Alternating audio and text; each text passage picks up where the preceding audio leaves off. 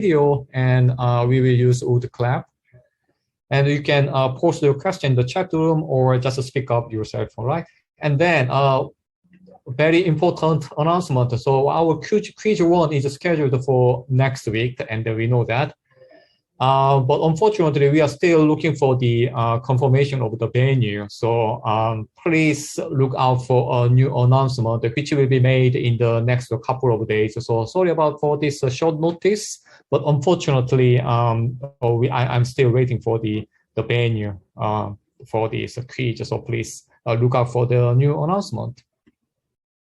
Can blast the audio. All right. All right, so I will start. All right. Okay. So we are in the week 4. This is our last topic is diffraction and the polarization under this wave optics.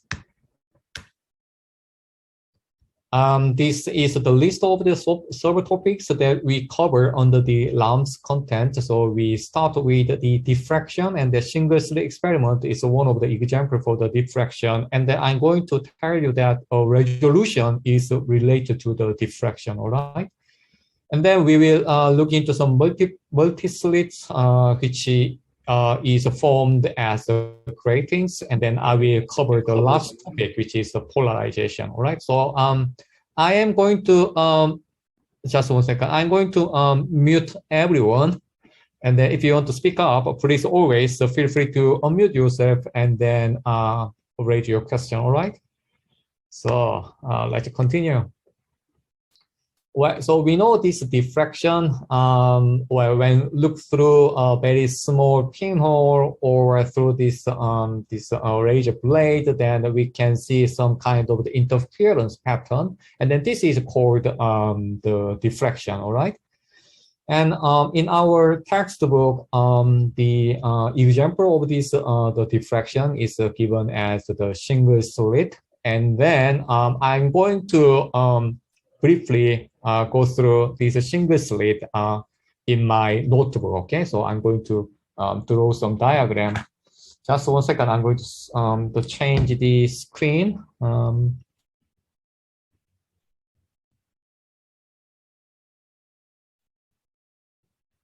right.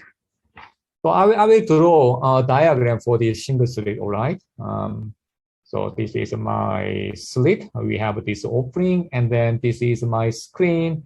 And then as in the double slit experiment, I'm going to introduce a vertical line which cut across the center of the slit and then the screen, all right? And well, through the slit, we should be able to see diffraction pattern which look like this. So we have bright fringe, dark fringe, bright fringe, and the dark fringe as interference. And then you may not be very happy with this because we already learned that in order to have this kind of interference pattern, then at least we need 2 waves to interact each other, yeah? But here we have only 1 slit. Then how can this 1 slit generate this diffraction pattern or the interference like pattern? So in order to interpret this the diffraction pattern, we use the Huygens principle, okay, which states that inside this slit, in this opening, we can actually define any arbitrary number of light sources, and then the individual light source will propagate with their own wave plate, and then when they hit this screen, they can interfere destructively or constructively to form the bright and then dark fringes. Yeah. So now we see that with this Huygens principle, we have some idea that this diffraction pattern can actually appear. And when it comes to the single slit, we will only look for dark fringe, all right? So, we will only look for the dark fringe, all right? So, let me first look make the arriving point P, which is the first dark fringe in our diffraction pattern. Then I will draw a line from the center of the slit to the point P, all right? And then I'm going to define the slit size as A. Then I can set the equation as A sine theta equals plus minus n lambda, where n is integer number starting from 1, 1, 2, 3, so on and so forth. All right, so here A, I just defined that this is the slit width. Then what is this angle A? Well, if you still remember the double slit experiment, we know that this angle A is defined between the line to the arriving point and then central line. So this is going to be our angle A. Now, well, you also know that then if we set the distance between the slit and the screen as L, then you surely be able to find this location of dark fringe from the central region. Okay, I will use YD. So how did you do that? Well, you're going to use this big triangle, all right, right angle triangle, and then your YD is then going to be L times tangent angle theta, all right, and then well, this L is much larger than A, so we can introduce the small angle approximation. Therefore, this now become L times sine theta.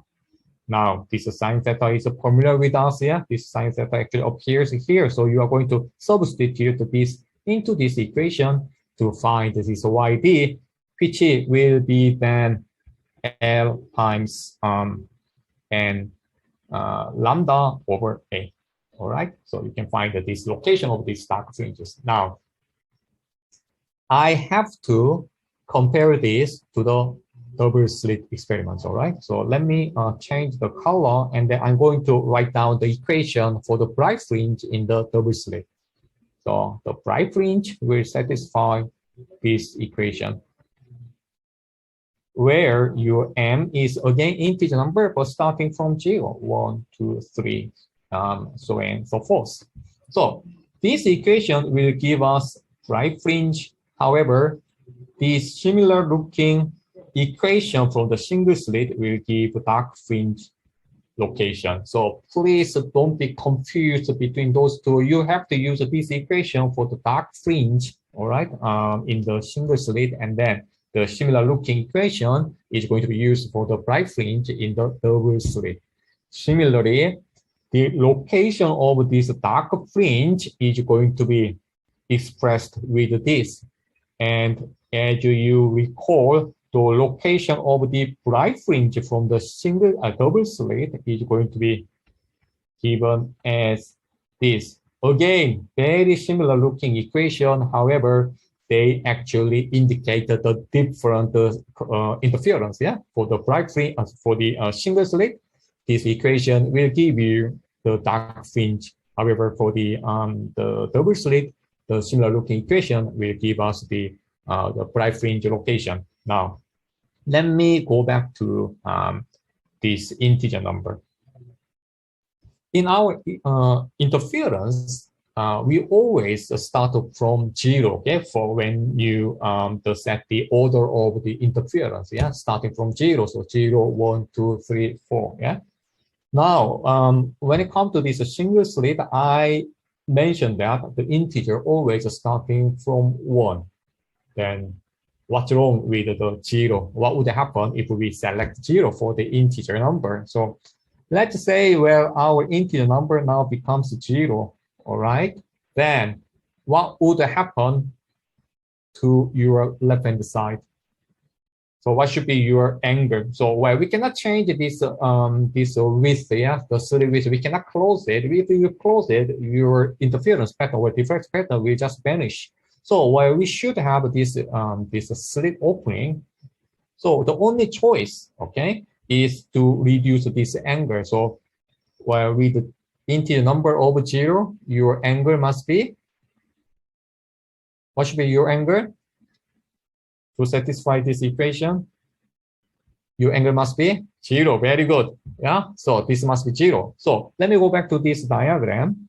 with angle equals 0, now we actually look at this big bright fringe with angle of 0, yeah? Then, well, this contradicts to our dark fringe condition. So that's why we cannot use 0 as our minimum number for this n. The n must start from 1, all right? All right, with this, I will go back to the lecture note.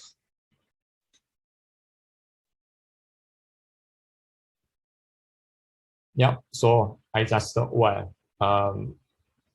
started with this. So this is a diffraction pattern. And then, yeah, well, even we have a single slit, we still can generate or observe the interference like pattern. Because inside this slit, actually we have any arbitrary multiple number of these light sources. And then, well, the derivation of this final equation for the dark fringe is given in the LAMS the video. So please go and watch the video and then read the lecture notes. Now I say, well, we sort of agree that this is only true for the dark fringes, all right? But you may also think that we can also apply the same procedure to get the bright fringe condition. So why we can't do that? Well, let me just quickly illustrate why we have only the dark fringe conditions. So in my notepad, so I'm going to draw two waves, okay, which actually interfere and then generate the diffraction pattern. So, well, let me see. Well, along the x-axis we have, space, yeah. So this is x-axis along this horizontal axis, and my first wave oscillated like this, and then my second wave now are completely out of phase. Okay, then what would happen if those two waves interfere? Are we going to have destructive interference or constructive interference? We are going to have destructive interference, isn't it? So we are going to have a destructive interference because they are totally out of phase. Yeah, very good. So we will have a destructive interference. Now, well, I will flip the second wave like this.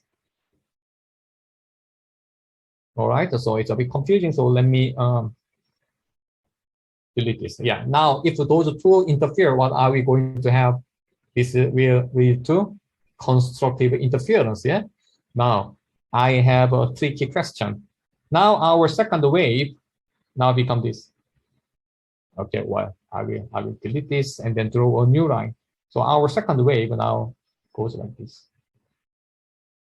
Okay, then if those two waves interfere, are we going to have a destructive interference or constructive interference? Or are we going to have a dark fringe or a bright fringe? We are not going to have dark fringe, yeah, because they are not out of phase. If we add those two waves, they are not constructively interfering, but still we have some amplitude of the resulting wave. So let me go back to my previous diagram. So with this much of the phase shift, actually we are looking at the position somewhere here. All right, so this is not completely bright fringe or the constructive interference. It's not the destructive interference. It's somewhere between, and then we still appreciate some light coming, okay, on this point when those two waves interfere. So, well, in other words, when they are not completely out of phase, so we are always we can always observe those dark fringes, bright fringes. So it's going to be mathematically very heavy to set an equation that dictates this broad bright fringe pattern. Therefore, in our context, we will only look for the dark fringes, all right? And then if you are not still convinced, then please go and watch the video, LAMS video. I actually give more detailed the explanation. All right, now let me go back to the lecture note. All right, so I hope we now agree that in the single slit, we have just one equation for the dark fringe, okay? We don't have the equation for the bright fringes. Then, and also let me stress this difference again. So single slit, this equation will give us the dark fringe condition, and then the similar looking the equation will make the bright fringe in the double slit. All right, and the location of the bright fringe and the location of the location of this dark fringe and the location of the bright fringe, they look similar, but they should not be confused. Okay, depending on the interference or diffraction conditions, you should be able to select the correct equation. And so, well, so we don't have equation for the bright fringe. Then where can we find this located bright fringe? Well, we are going to just take middle of the two dark fringes, and then we assume that in the center we have the bright fringe. Okay, so this is going to be our assumption, and then it's safe to use in such a way in our context at least. All right, so I think now we can move on to the multiple slit case. So, so we now move to consider this diffraction pattern in conjunction with the interference pattern. So far we have ignored the diffraction in the double slit experiment, but double slit experiment also exhibit the diffraction effect. Why? Because in the double slit, the slit itself has a finite width. Therefore, this finite width will generate the diffraction pattern, and the interference between those two slits will generate the interference pattern. So I will try to draw some diagram for you.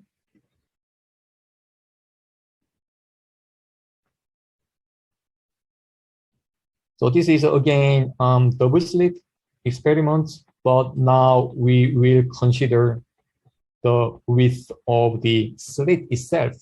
Then on the screen, we will have the patterns generated by the double slit as well as generated by the finite width of the slit itself. So, well, because we have two slits, it is obvious that we are going to have this interference pattern, yeah?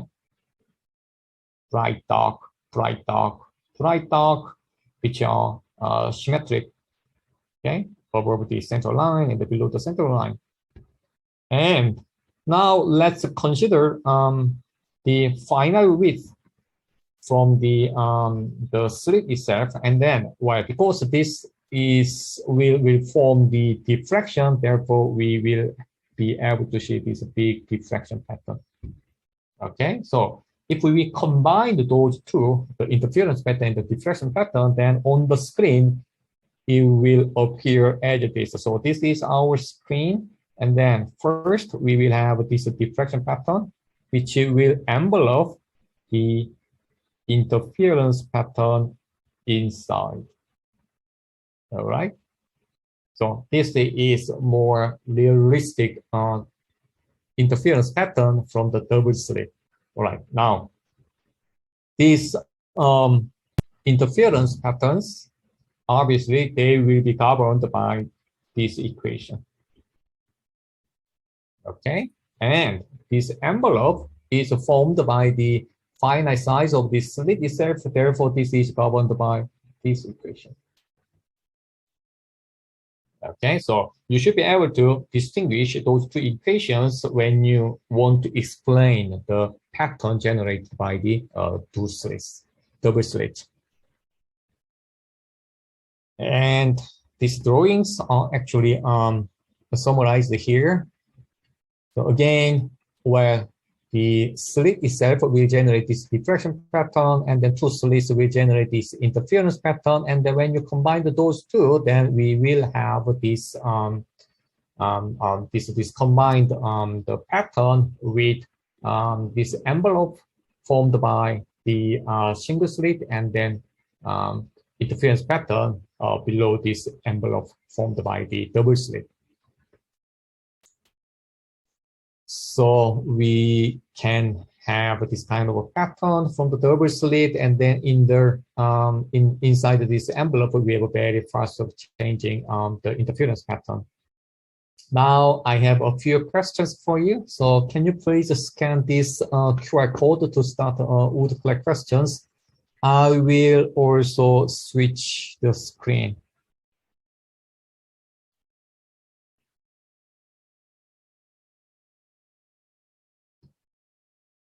Okay, so let's start. Please scan this QR code to participate in these would collect questions. So let's start. So first question, in the combined pattern of the double slit interference and the single slit diffraction, the rapidly varying intensity curve results from what?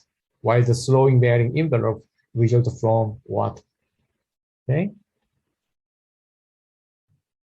You can start your voting now.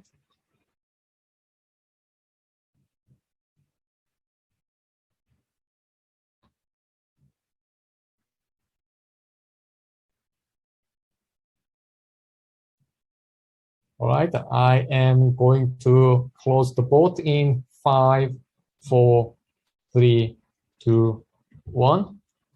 The correct answer is 2. All right, I will come back to these questions later. Okay, so let me move on to the next question. So in the combined pattern of double slit interference and the single slit diffraction, which parameter does not change the width of the central diffraction maximum?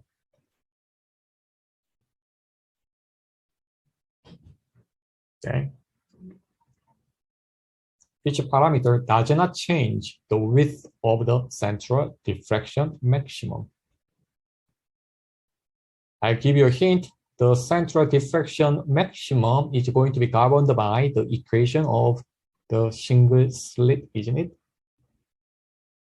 So I'm going to close the vote in 5, 4, 3, 2, 1. The correct answer is 2, the slit separation. I will come back to these questions later, all right? So let me move on to the next question. Now, the slit size A is increased in the double slit experiment. So what will happen to the resulting pattern? So, well, we will increase this A, so what would happen?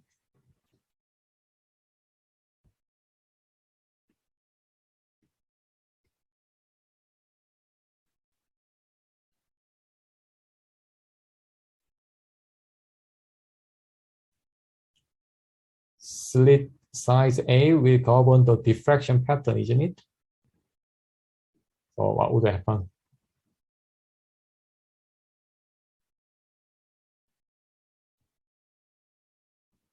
All right, I'm going to close the vote in 5, 4, 3, 2, 1.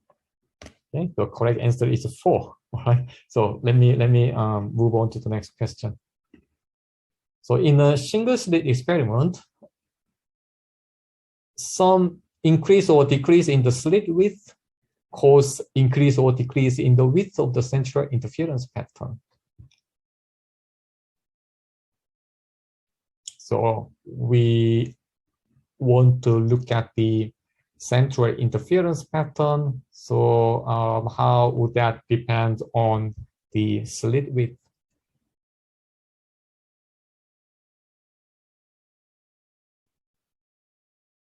Okay, I'm going to close the vote in 5, 4, 3, 2, 1. Yeah, the correct answer is 1. All right. Now, this is another question. So we now look at the double slit experiment. The distance between the adjacent bright fringe can be increased by. So we want to make the separation larger. What do you want to change?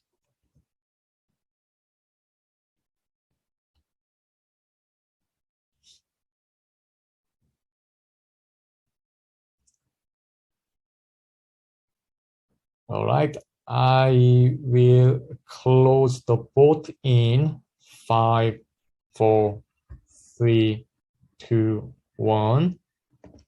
The correct answer is 2. Well done. Now I will go back to the tutorial note, all right? We will stop the debugging for now. Let me go back to the tutorial note. All right.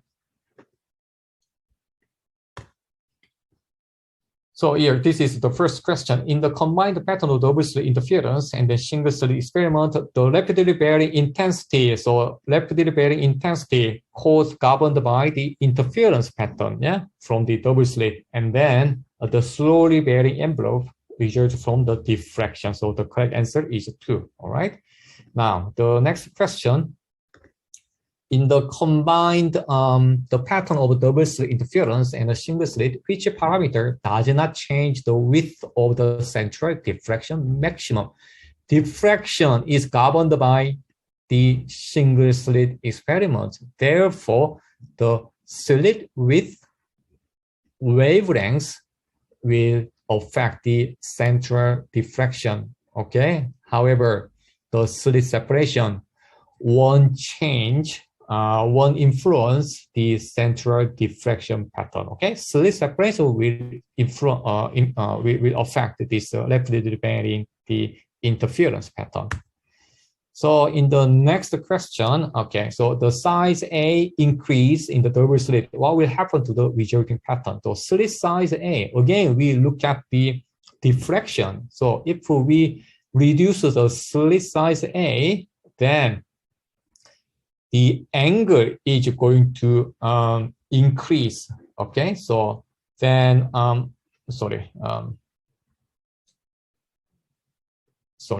me go back to it. Yeah, so we actually increase the size A. Sorry, where this must be increase the slit size. Sorry about that. So if we will increase the slit size, then your angle must be reduced. Therefore, the diffraction pattern gets net over. All right, but the double slit pattern will remain the same because the double slit pattern is going to be governed by the slit separation, and the slit size has nothing to do with the interference pattern. So you should be able to differentiate, okay, the diffraction pattern and the interference pattern using the different equations. So another question, in a single slit, if we increase the slit width, then the angle will reduce. Therefore, the pattern gets narrower as illustrated here. So the correct answer is 1. Now, in the double slit, the distance between the adjacent fringe can be increased when we reduce the slit separation. So please use that equation, okay? The d sine theta equals m lambda. If we reduce the slit separation, then angle increase, therefore the pattern gets broader. Or we increase the wavelength, yeah, obviously. Now I will talk about the resolution. So let's watch this video. On the left-hand side, we have 2 light sources, and then on the right-hand side, we have the projected image through the lens, all right? So the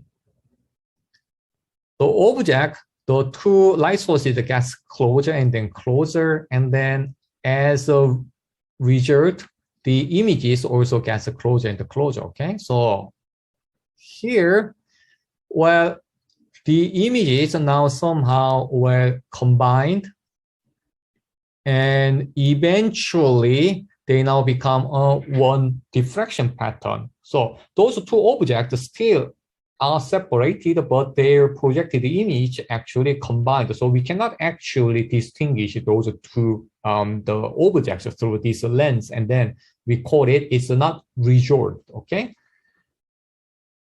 However, when those 2 images peaks at least were very clearly discernible, then we call it resolved. So then what is the boundary between resolved and then not resolved, okay? So that's explained in the next slide. So we say just resolved, okay? Just resolved when the second diffraction pattern, the peak of the second diffraction pattern sit on the first minimum of the first diffraction. Yeah, maybe it's a bit difficult to appreciate this. So let me draw some diagram, all right? So let me go back to my notepad.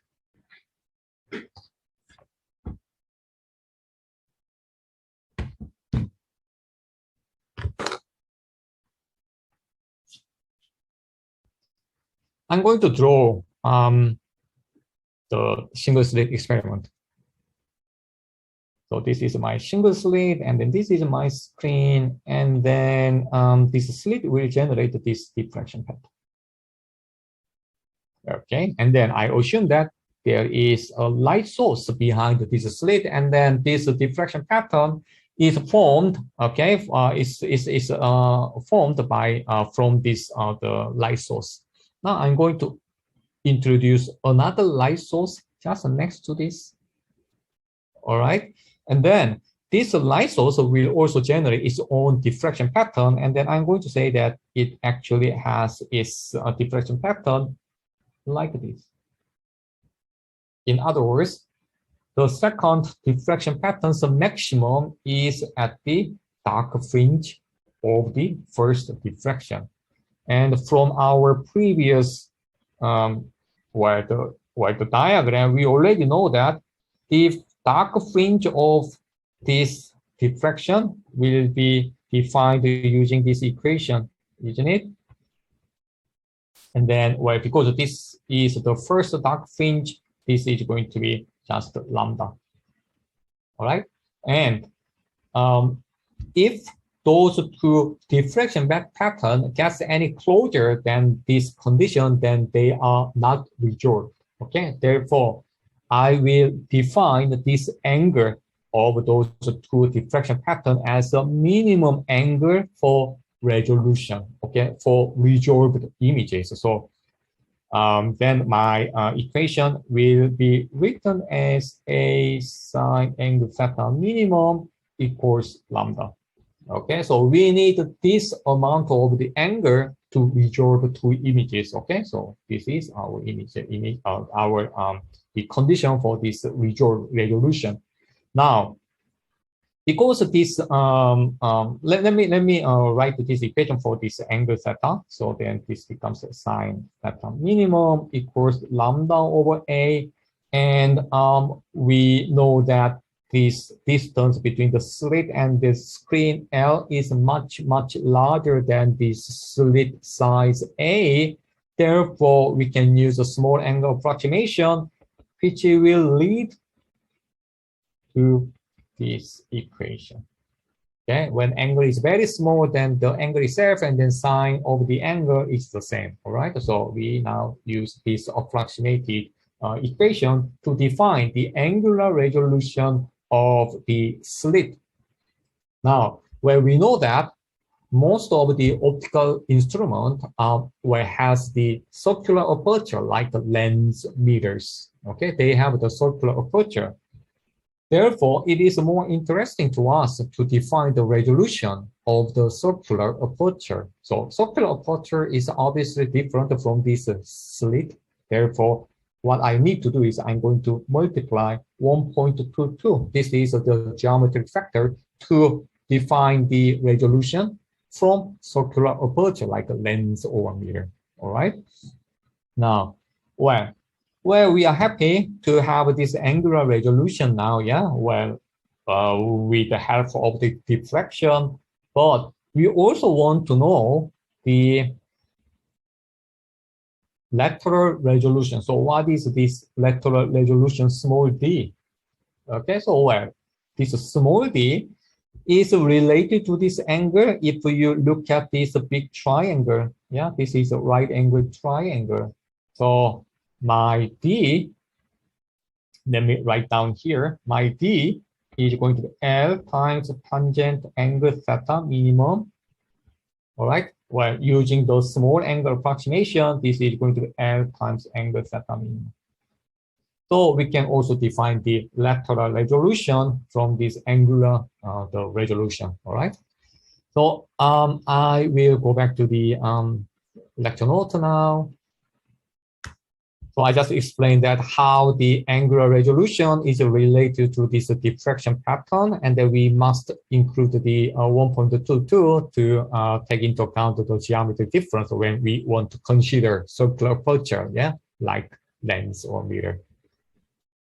And when you look at this equation, it's obvious that if we want to increase the resolution, in other words, if we want to reduce this angle, then we want to use a shorter wavelength, or we want to use a very big lens, okay, to improve the resolution.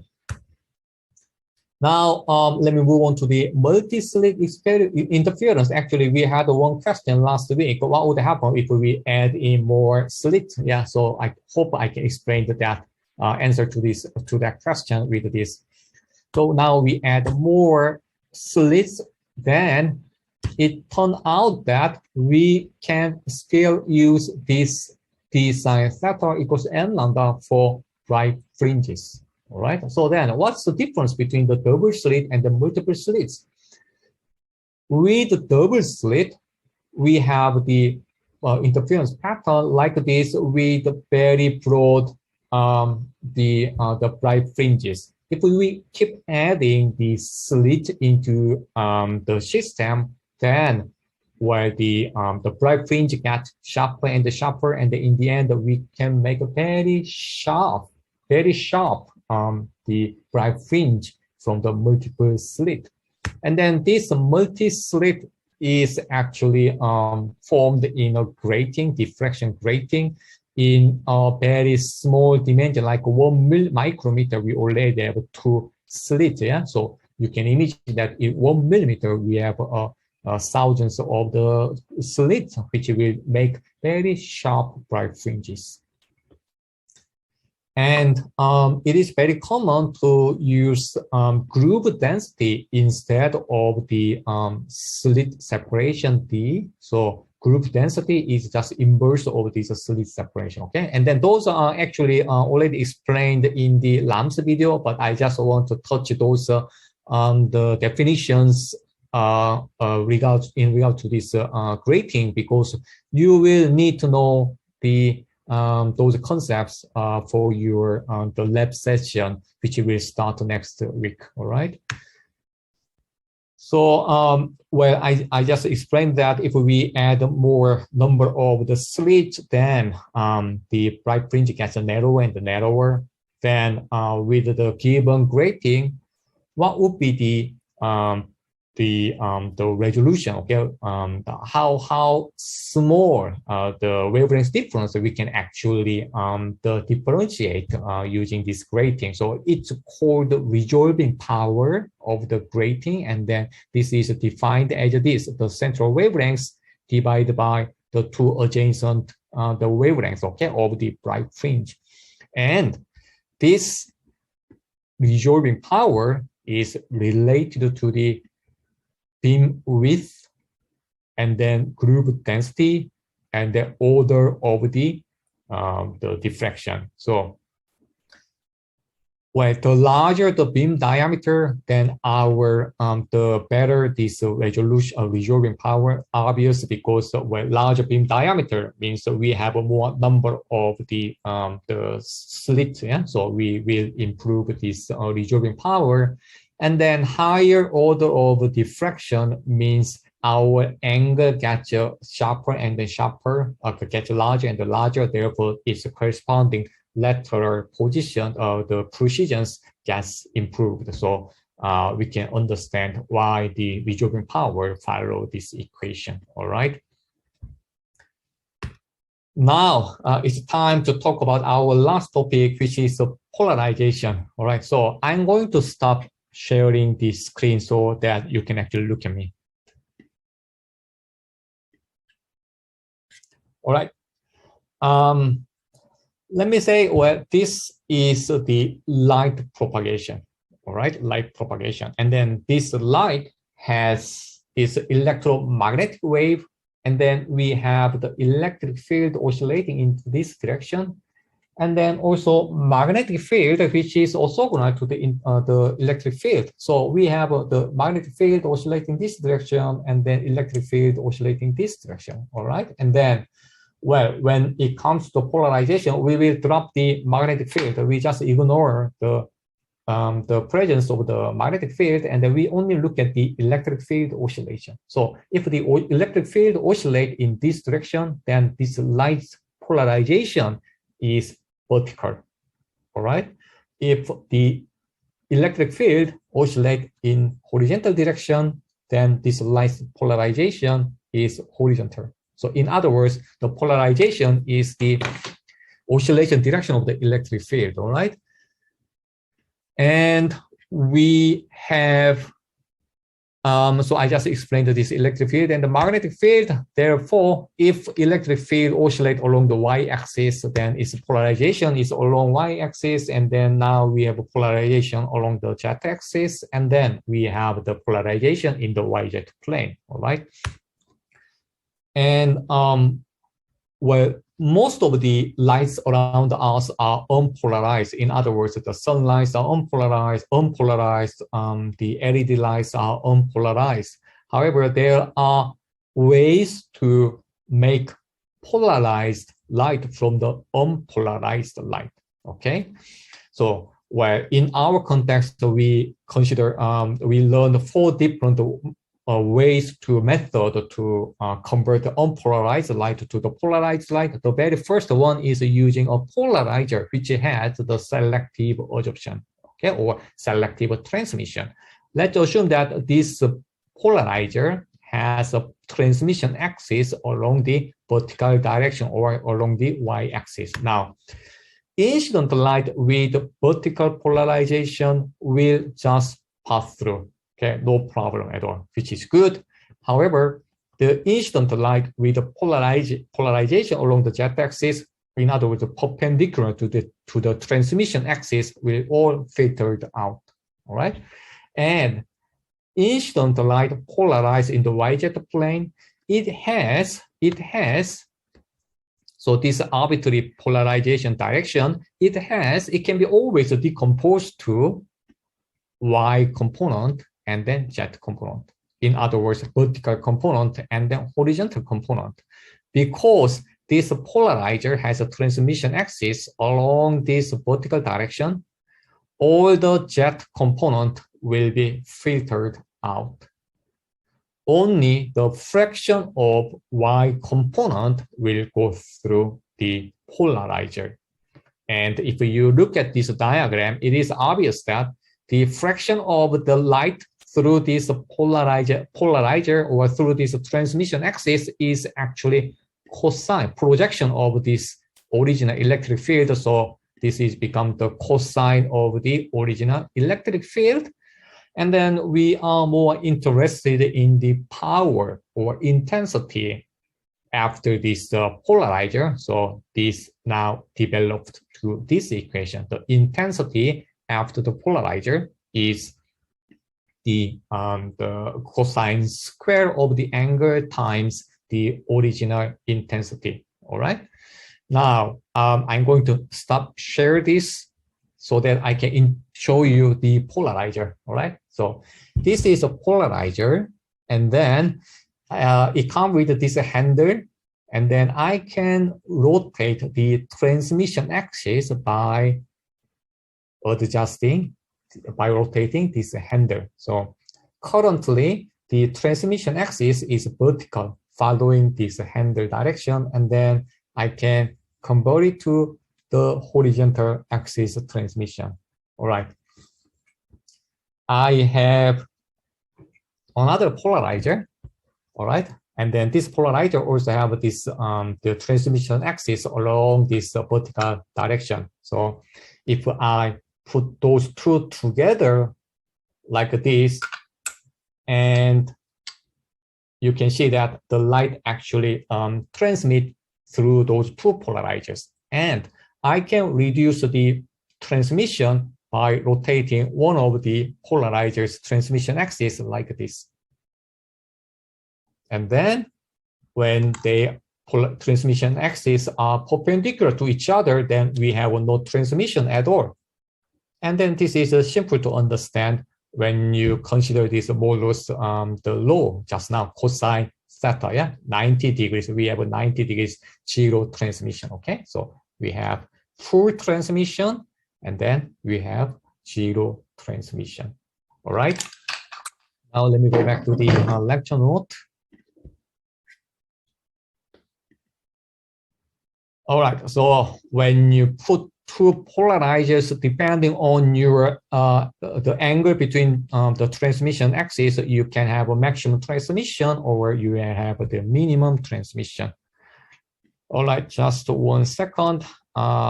Yeah, so okay, I will move on. Now this is our second method to make the polarized light. All right. So let's assume that there is some particle in the air, all right, and then our sunlight strike this particle, then what would happen? Well, we will have a scattering of the incident light, and then when the light is scattered by this particle, it actually polarized. I will try to explain this using some diagram. Using some small stick. So let me stop sharing. So, well, please look at this small, the red, the model. I have this sphere, which represents the particle. And then let's assume that I have incident light, okay, polarized vertically. Okay, so it's electric field oscillating like this. And then this strike this particle in the air. Then what would happen? Well, this particle will oscillate vertically. Okay, will oscillate vertically. And when it oscillates, it actually generates radiation following those two patterns. Okay, so we will have, and then this oscillation and then the radiation actually happen in the 3D. Yeah, so we will have this oscillation like this. Okay, we will have oscillation like this while the particle. So we will have a radiation like this, while the particle oscillate vertically. All right. Now, well, let's assume that this oscillation happens in the sky. Okay. And then so let me get back to this oscillation. So when this oscillating particle make this radiation, and then this is called the scattering. Yeah. So what incident light strike the particle, and the particle will oscillate and then generate this radiation. So this is the scattering. Now, those radiation will follow. This radiation will follow the oscillation direction. In other words, those radiations actually polarize along the oscillation direction. Okay, oscillation direction. So, if this scattering happen up in the sky, okay, up in the sky. When I look up the sky, then this oscillation, okay, I cannot see this oscillation because this oscillation only happened following these directions. So I am in the axis of this oscillation direction, so I won't be able to see any light oscillating vertically. All right. Now, let's assume that we have another incident light now horizontally the vibrate or oscillate, and then so this is a polarization, it's a horizontal direction, and then this strike this particle. Then this particle, of course, now oscillate horizontally, and this oscillation will generate a radiation like this. Yeah, will make a radiation like this. Now, let's assume that this radiation happens up in the sky again. Then I will see a very strong scattering coming from this oscillation, which is polarized along this direction. So when I look up the sky in the daytime, the light is strongly polarized horizontally. Okay, and then if I enjoy the sunset, now I can see both the vertical polarization as well as horizontal polarization. And this polarization by scattering is illustrated in this animation. Just 1 second. Let me see if I can play this.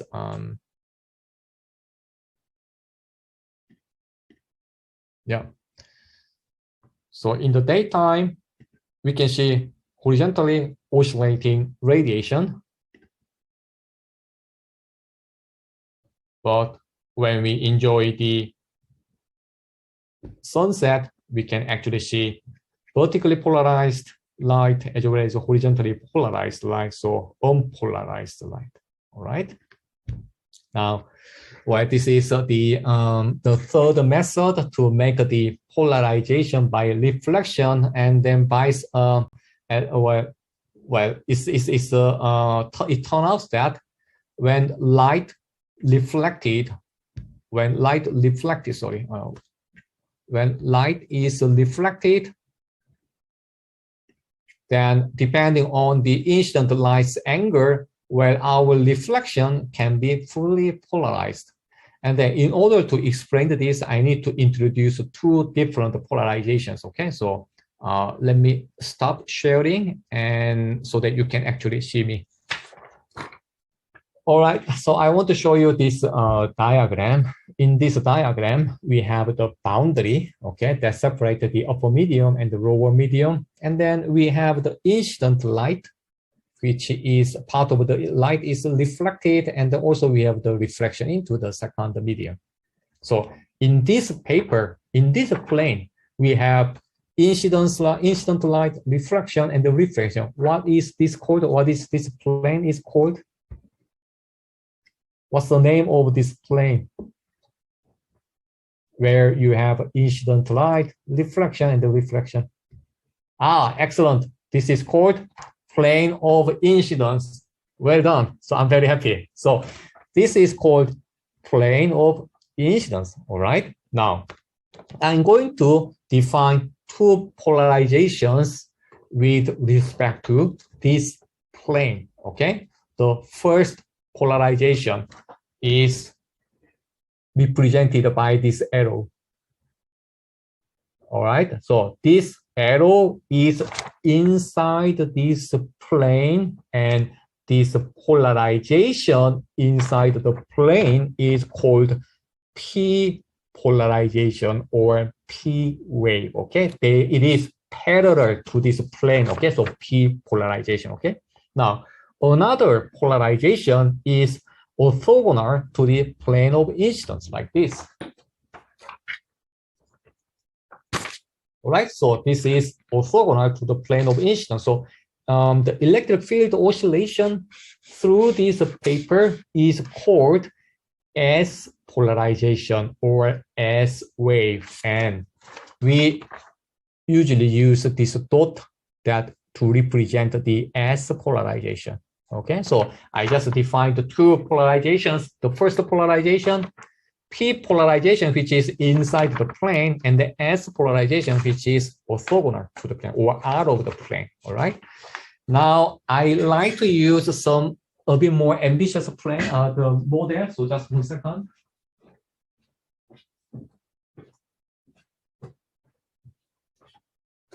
Just to give you the proper idea.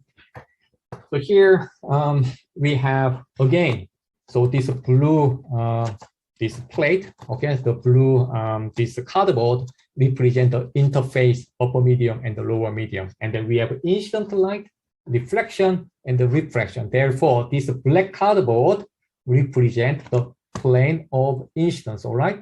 Now let me rotate it down, please. You see that the oscillation through this plane of incidence, therefore, this represent the S wave or S polarization.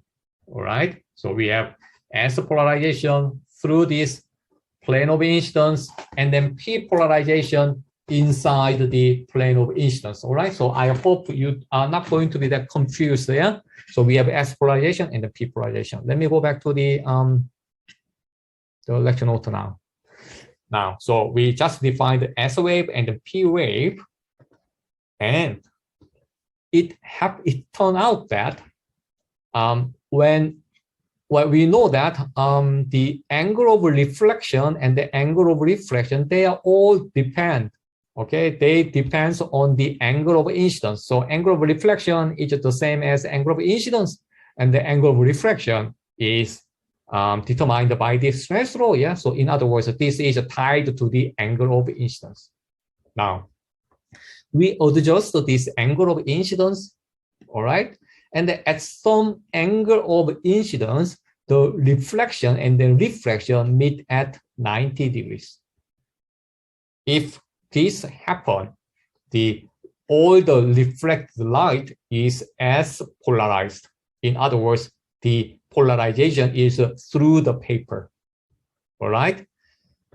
And you can find this angle very precisely using the Snell's law. So if you look at the right-hand side, this angle is 180 degrees. And then this reflection angle is the same as the incident angle. And then for this polarized reflection, the reflection and the refraction must meet at the 90 degrees.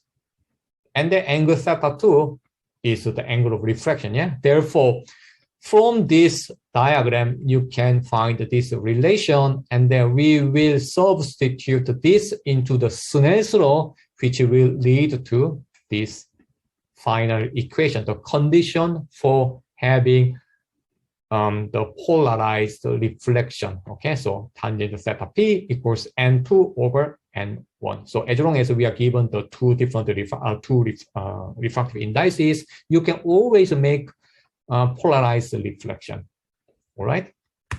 Now this is our last. Okay. Just 1 second.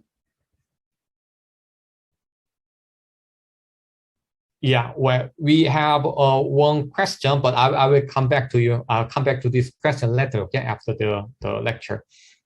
So let me continue our the topic. So polarization, the last method to make the polarization. So we use the double reflection or birefringent crystal.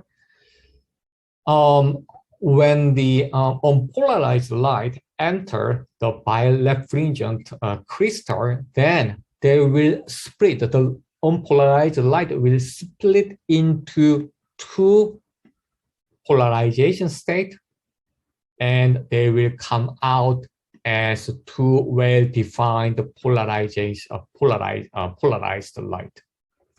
And this kind of material actually offer two different refractive indices depending on the polarization. Therefore, this material is called double refracting material or birefringent material. All right, and then we have one tutorial question that help us appreciate this birefringent material. So please attempt the tutorial question. And then the birefringence indeed happening. So well, you can see that we through this calcite material, we actually have two the birefringence, the reflections, two reflections. Okay, so we have two images coming from this the birefringence crystal. So this is true. Now I have another set of the UCLAC questions. So please scan this QR code. So I will show you the questions. Okay, I will share these UCLAC questions the screen.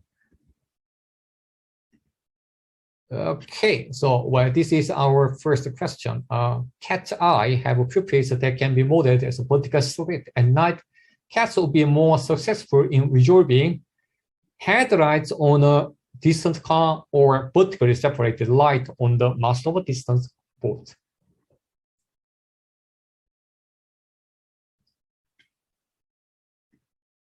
Okay, you can start the board, and I will close the board in 5, 4, 3, 2, 1. The correct answer is 2. Well done. So I will come back to those questions later. Okay, so let me move on to the next question. In a set of a cascade polarizer analyzer, maximum transmission intensity is produced when the analyzer angle is some degrees. So what should be the angle to have the maximum transmission? I just show you with two polarizers. Yeah. So what should be the answer?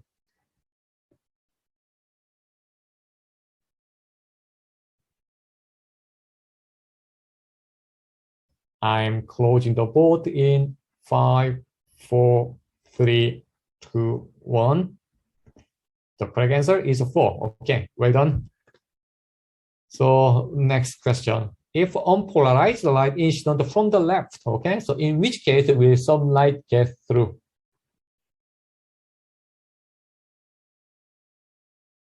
So in which case will some light get through? And in which case we will have some transmission?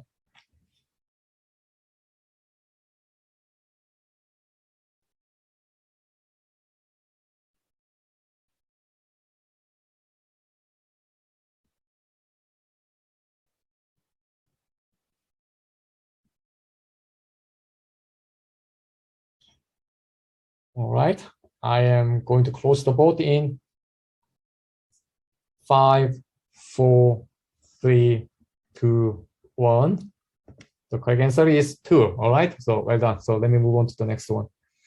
Now, I think this is the last question. So polarized sunglasses reduce glare from lake or snow surface. They have a transmission axis of vertical orientation. Is it true or false? So do you think the non-polarized lens has a transmission axis along the vertical direction or not?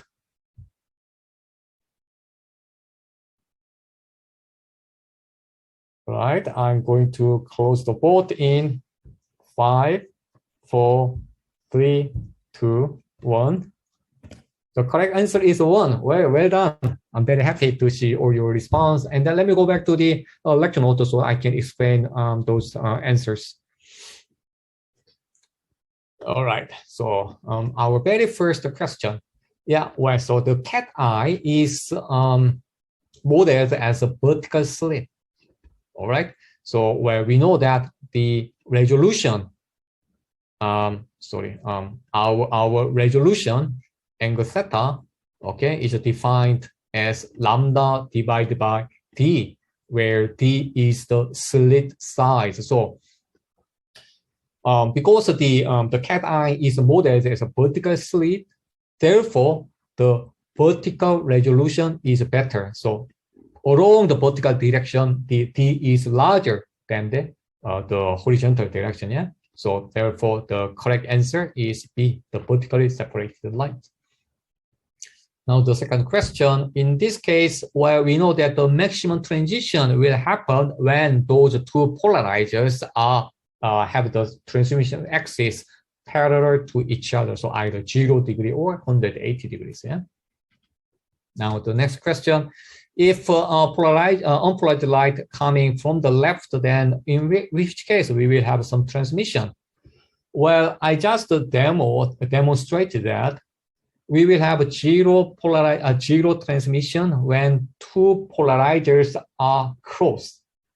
Okay, so the first answer, where we have those two cross polarizers, so no transmission. And then answer 3, those two polarizers are cross polarized, so no transmission. However, for the second arrangement, we don't see the cross polarizers. So the incident light after this polarizer will be horizontally polarized. And then this will hit this second polarizer. And then, well, it's not also perpendicular to the transmission axis. Therefore, the transmission will come along the transmission direction, a transmission axis. And then this will, part of this light also go through this last polarizer, and then the resulting polarization direction will be vertical. So we will have some transmission in the second example. Now, the polarized sunglasses reduce glare from lake or snow surface, and they have transmission axis vertical orientation. Yes, that's true. So if it's not convinced, I want to show you this model again. Here again, where we have this incident light reflection and then refraction. And if incident light is at the polarization, if incident light is at the polarizing angle, then the reflection is 100% polarized along the S polarization. In other words, this reflection is through the plane of incidence. In other words, this polarization is perpendicular, is parallel to the water surface. So we will have a polarized light parallel to this water surface. Therefore, in order to block out this glare, our transmission axis must be perpendicular. All right. if you are still not very convinced, then I will show you another demo. So you remember this is a polarizer, and then its transmission axis can be adjusted like this. Yeah. So let me set it in the vertical transmission. So our transmission axis is vertical at the moment. And this is the polarized glasses, all right? And then according to our answer, its transmission axis must be vertical. So when I place those two, okay, like this, then where the glass, well, I think this is better, yeah? Yeah, you can see some transmission. So the glasses transmission axis and the polarized transmission axis are parallel at the moment. Now let me rotate this polarized transmission axis. Okay, so it's a bit difficult to hold both at the same time, but let me try. Yeah. Okay, so I'm going to rotate this, and then you see its transmission gets reduced and then become minimum, and then transmission gets maximum when the transmission axis goes back to this vertical direction, and then we will have a cross polarization with this horizontal axis. Therefore, these sunglasses actually have the transmission axis along the vertical direction. Yeah. So with this glass, we can go for fishing safely without the worry about this glare. So that's all for my tutorial lecture. And then thank you very much for attending the tutorial lectures. And then you've been very patient and very good, the student. So, well, if you have any question, now you can post your question. Or I will, if there's no question, I will close the session. So do you have any question? All right, no more question. Then I will close the session for tonight. Okay, so I have a question. Can you explain the cat? Okay, so the question about the cat. So, all right, let me share the lecture note.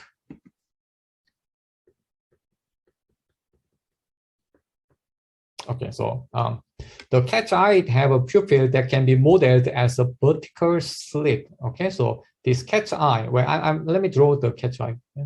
So this is the eye, and then its pupil will be drawn as this.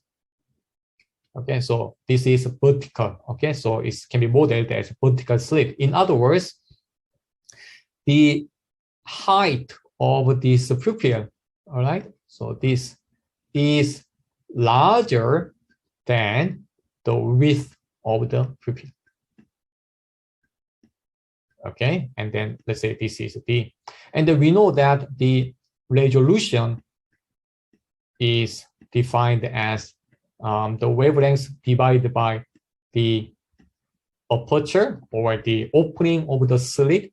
Because the cat's the eye is modeled as a vertical slit, so it can resolve, okay, better when those light sources or objects are vertical rather than horizontal, because D is larger along the vertical axis. So your angle is reduced. In other words, you can have the better resolution. So the correct answer is B.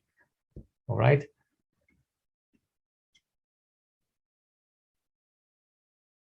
All right, I have another question. So let me read the question.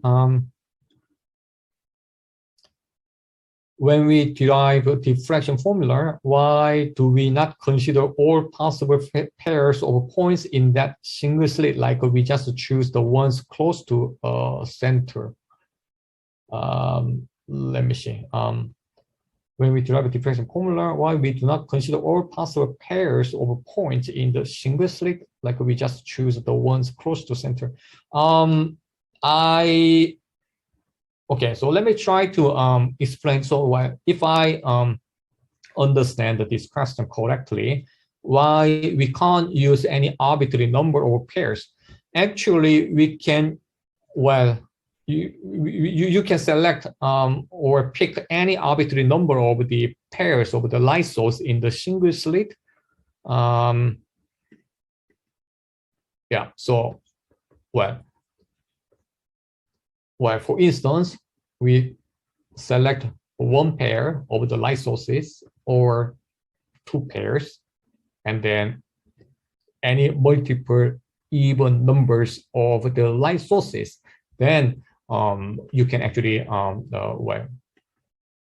arrive into this generalized the equation. So I'm not sure whether this is the answer to your question. If not, please can you please repost the question again? Let me move on to the next question. Can you explain about the parallel for the sunglasses? All right. So these sunglasses has a transmission axis along the vertical direction, okay, to block out the S polarized light, which is parallel to the water surface. Okay, and then you can confirm that using this polarizer. And if you see my screen, my camera, so I rotate this. Let me do it this way.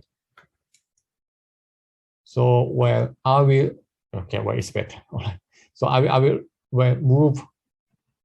move this, rotate these sunglasses. Then when those two axes are parallel, we will have some transmission. So we have some transmission at the moment. Let me see. So this is zero transmission. We have no transmission at all. But then, yeah, now it's better. So we have some transmission, and then we have no transmission because the transmission axis over these sunglasses is the vertical. All right. Let me move on to the next question. Why did you say for single slit we only look for dark fringes? All right. So you can. So well, here, and also in the LAMS video, well, we assume that we always look for the dark fringe, and then based on that, we set the equations for 2 light sources, 4 light sources, any the even number of the light sources to arrive at this generalized equation. Okay, and then you can also do this for the bright fringe. However, in the bright fringe, well, yeah, well, so let me draw the diagram again. Yeah, so I will recycle my previous diagram.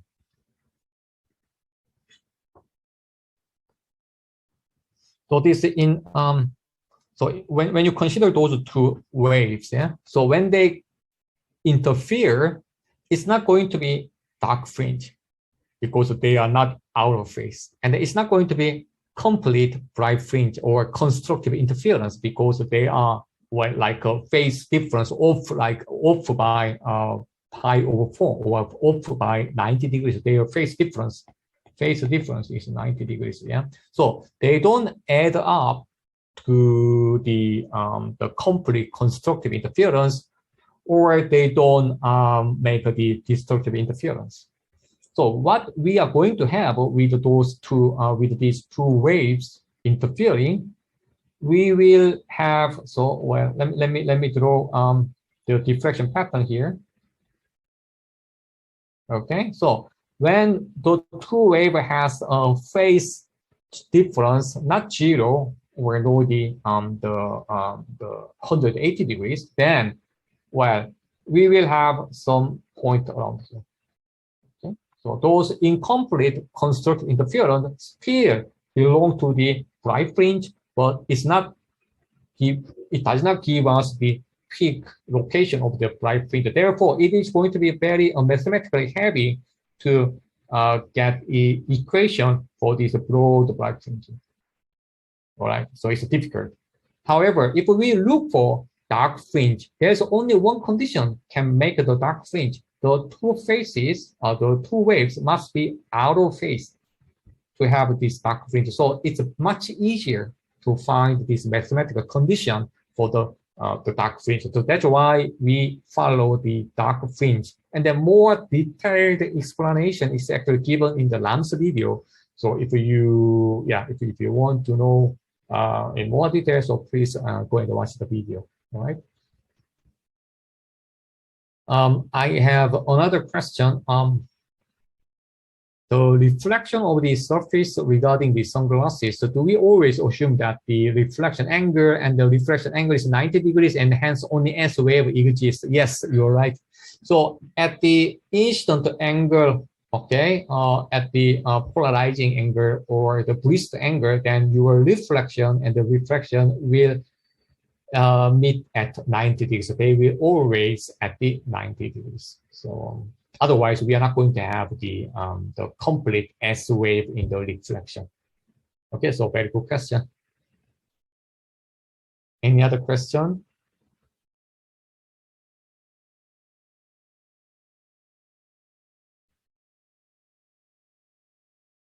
If there's no more questions, then I will close the session today.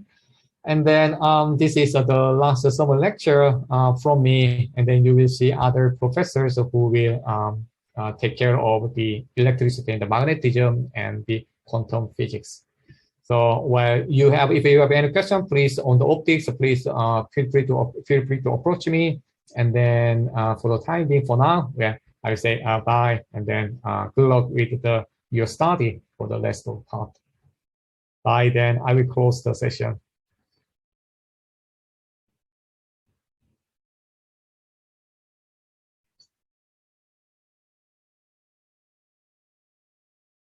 Bye. Thank you.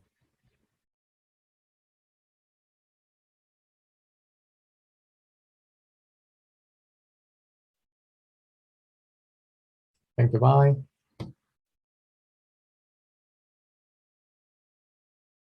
All right. Now I will close the session. Bye, everyone.